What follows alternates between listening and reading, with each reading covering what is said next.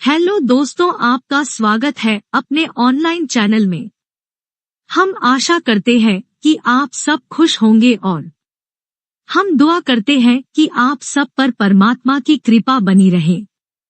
CSC VLE भाइयों, यह video आपके लिए बहुत जरूरी है क्योंकि यह वीडियो देखे बिना यदि आप आधार कार्ड का काम करते हैं तो आपका आधार कार्ड का काम बंद हो सकता है। इसलिए आप इस वीडियो को पूरा जरूर देखें और इस वीडियो को लाइक। फोन है, आप इसका फोटो खींच लीजिए। This is a very critical जो आपका इन्फॉर्मेशन है कि DOE 1 क्या होता है, DOE 2 क्या होता है, बायोमेट्रिक क्या होती है, बायोमेट्रिक एरर 2 क्या होता है।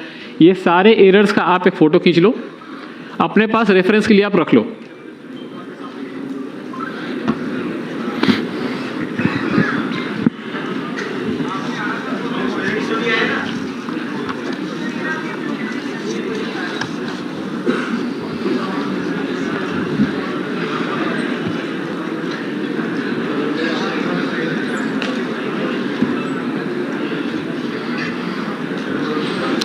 ये एरर कैटेगराइजेशन है जिसमें आप जिस भी एरर में आप जैसे मार्क होगे उसके अकॉर्डिंग ये आपकी पेनल्टी लगेगी।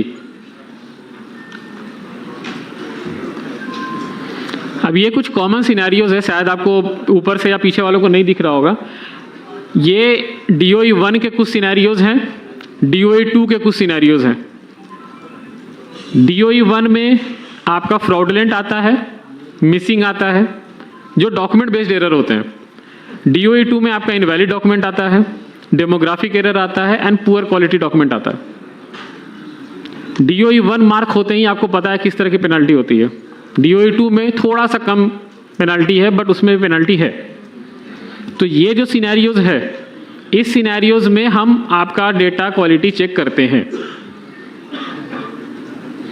रिसेंटली एनरोलमेंट ऑपरेटर गाइडलाइंस, उसके साथ साथ QC मैनुअल गाइडलाइंस डॉक्यूमेंट दोनों ही अपडेट हो रहा है, क्योंकि अभी जितने सिनेरियोज आ रहे हैं, हमें जो फील्ड से जो इनपुट मिल रहा है उसमें ऐसे ऐसे सिनेरियोज आ रहे हैं कि जिसमें लोग इजीली बहुत कुछ कर लेते हैं और कल को हमें पता चलता है तब जब कोई ग्रीवेंस आता है, कोई इशू रेज करता है, कोई मिनिस्ट्री से कोई कॉल करता है कि नहीं भाई आपने तो ऐसा रूल बनाया, इसकी वजह से ऐसा आधार अपडेट हो गया। एक का क्वेश्चन था शायद फुल नेम चेंज का। फुल नेम चेंज पे मैं आपको क्लैरिफाई करता हूं। हमने बोला फुल नेम चेंज हम गैजेट नोटिफिकेशन के साथ एक्सेप्ट करेंगे along with old name POI document with photographs. यही है, यस और नो? अब पुराने नेम के POI डॉक्यूमेंट में गैजेट आपका ये स्टैंडर्ड सर्टिफिकेट भी हो सकता है, हो सकता है ना? क्यों? हमने तो कहीं स्पेसिफिक नहीं लिखा। स्टैंडर्ड सर्टिफिकेट हमने क्या लिखा है? फुल नेम चेंज के लिए हमें एक गैजेट नोटिफिकेशन चाहिए जो कि नए नाम का होगा। पुराने नेम का हमें कोई एक POI डॉक्यूमेंट चाहिए जिसमें उसका फोटोग्राफ होगा। यही मांगा ना हमने। पुराने नेम का तो आपका स्टैंडर्ड सर्टिफिकेट भी कोई लेके आ सकता है, तो फिर तो वही प्रॉब्लम हो गई। हमने चीजों को ठीक करने की कोशिश की, फिर किसी ने एक लूप होल निकाला और फिर वो ऐसे इस तरह के काम करने स्टार्ट कर दिए उसने। आप स्टैंडर्ड सर्टिफिकेट पुराने नेम का POI डॉक्यूमेंट आप नहीं लेंगे। उसको छोड़ के लिस्ट में जितना भी लिस्ट ऑफ डॉक्यूमेंट है वो आप एक्सेप्ट करेंगे, लेकिन ओल्ड नेम का POI डॉक्यूमेंट में स्टैंडर्ड सर्टिफिकेट कंसीडर नहीं होगा।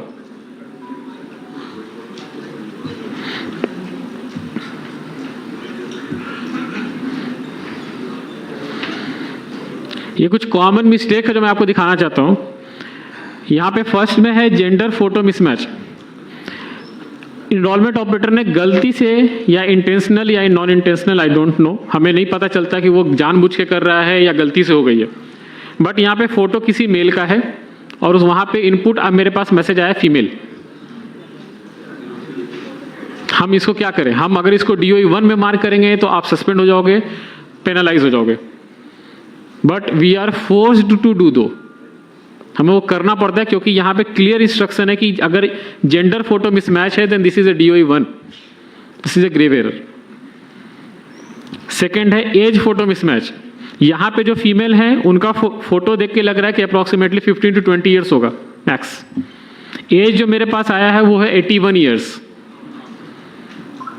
आपको लगता है कि आप गलतियां नहीं करते हो, मैं बस आपको सिनेरियोज दिखा रहा हूं कि मेरे पास ऐसे डॉक्यूमेंट्स आते हैं और मुझे कोई बोलता नहीं कि आप इतने रिजेक्शन क्यों करते हो। I am forced to do so. मैं क्या करूं ये सब सिनेरियोज का, कैसे पास करूं मैं इसको। आई नो कि आप भी एक इकोसिस्टम पार्टनर का हिस्सा हो, आपके बिना आधार नहीं चलेगा, आई नो, बट अगर ऐसे सिनेरियोज मेरे पास आता है तो मुझे वो रिजेक्ट ही करेंगे, वो भी DOE 1 में। थर्ड है आपका फोटो ऑफ फोटो। सी आप क्लियर देखो, फोटो ऑफ फोटो खींचा हुआ, रिफ्लेक्शन आ रही है फोटो की।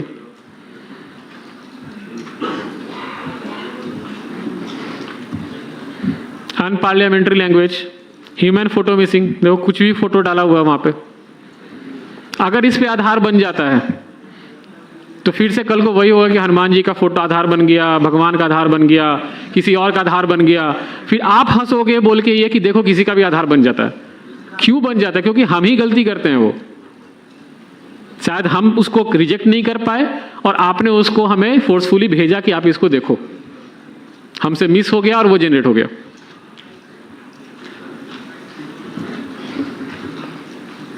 अब ये देखो बर्थ सर्टिफिकेट है, ये किसी ने फोटो और POB टैब में बर्थ सर्टिफिकेट दिया है। बर्थ सर्टिफिकेट में जो रेड से सर्कल किया हुआ है वहां पे किसी ने मशीन से टाइप करके ओवरराइट किया हुआ है। शायद आप उस रेसिडेंट को जानते होंगे, आप उसको जानते हो कि इसका डेट ऑफ बर्थ यही है। हमें क्या पता कि वो रेसिडेंट कौन है और वो फ्रॉड करना चाह रहा है कि वो सही करना चाह रहा है।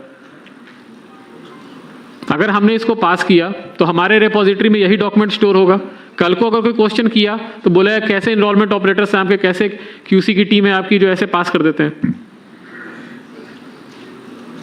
अगर कहीं ओवर राइटिंग है तो आप रेसिडेंट को बोलिए कि जिस डॉक्यूमेंट को आप लेकर आए हैं उसके जो ऑथराइज्ड जो आपके एडवाइजरी हैं वो वहां पे साइन कर दें, हम उसको एक्सेप्ट कर लेंगे। कोई भी लिख देगा कहीं पे तो हम उसको क्या पता चलेगा कि वो वेरीफाइड है या नहीं है। Whitener used in standard certificate, क्या जरूरत है? कितना महंगा स्टैंडर्ड सर्टिफिकेट डाउनलोड करना? फ्री है ना वेबसाइट से डाउनलोड करना, तो डाउनलोड करके दोबारा भर लीजिए। वाइटनर क्यों लगाना? और उसको आप एक्सेप्ट भी क्यों करते हैं, क्यों भेजते हैं हमारे पास?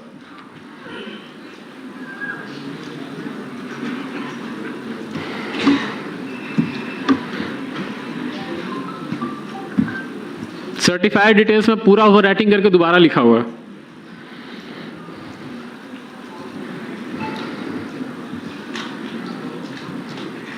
सेम एरर्स, वाइटनर,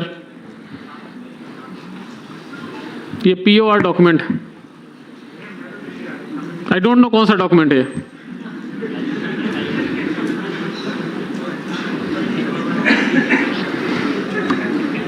ये देखो क्या है, ये आधार बनवा रहे हैं या क्या कर रहे हैं?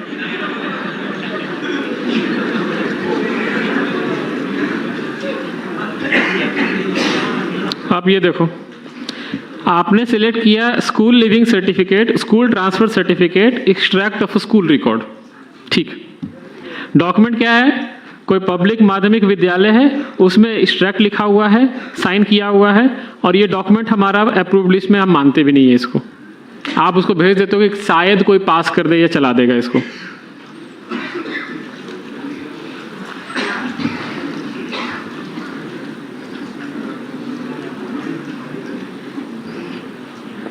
आधार में आधार देते हैं आप।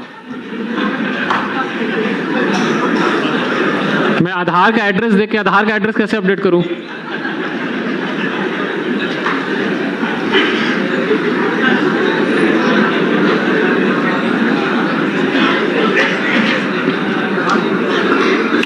अब देखिए, ये एक वैलिड केस है, मैंने इसको क्यों रखा है यहाँ पे।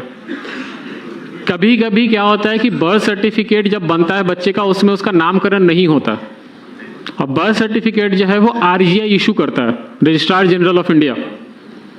उस समय नाम नहीं होता है तो वो क्या करते हैं कि उस जगह को ब्लैंक छोड़ देते हैं और बाकी रिमेनिंग इन्फॉर्मेशन भर देते हैं, इसलिए कि कल को अगर आपका नाम हो जाता है, नामकरण कर दिया जाता है, तो आप आके अपडेट करवा लीजिए। इन्होंने क्या किया, खुद से ही नामकरण करके लिख दिया और वो आपने स्कैन करके भेज दिया, आपको भी लगा कि हाँ सही है, यही तो नाम है, भेज दो।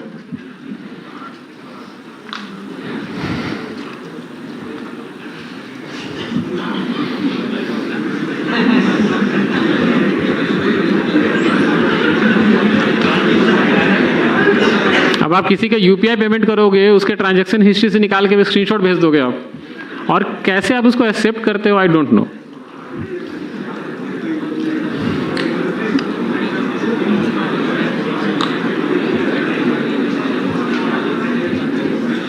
ये कॉमन एरर्स था जो मेरे पास आते हैं, उसके कुछ मैंने स्क्रीनशॉट्स आपको दिखा दिए थे। इसके अलावा अब मैं आपके रिजेक्शन पे बात करता हूं। आपके पैकेट मैक्सिमम टाइम रिजेक्ट होता होगा टेक्निकल। भाइयों, मैं आशा करती हूँ आपको यह वीडियो पूरी तरह समझ आ गई होगी और आप आधार कार्ड के काम में कोई गलती नहीं करेंगे। मैं कोशिश करती रहूंगी कि आप तक यह वीडियो लेकर आती रहूं। आप मेरे चैनल को सब्सक्राइब और वीडियो को लाइक शेयर जरूर करें। CSCVLE। हम दुआ करते हैं कि आप सब पर परमात्मा की कृपा बने।